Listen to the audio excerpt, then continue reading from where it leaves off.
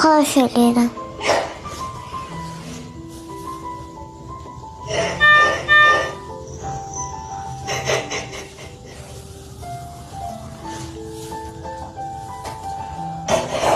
Mənə kömək eləsin də dərsdir.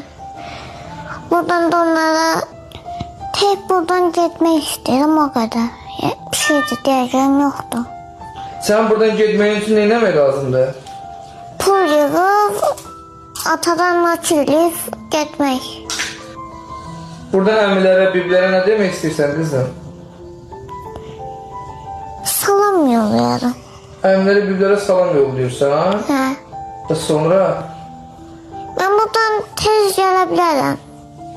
Bəs niyə getmirsən? Atadan nakil eləyəməllər çünki. Ona görə gedəmələm.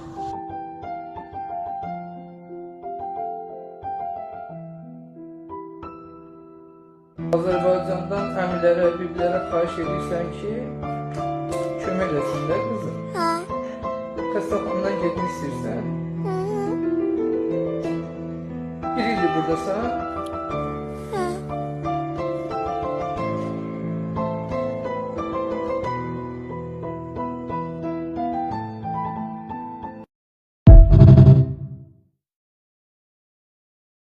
Ne olur yalvarırım.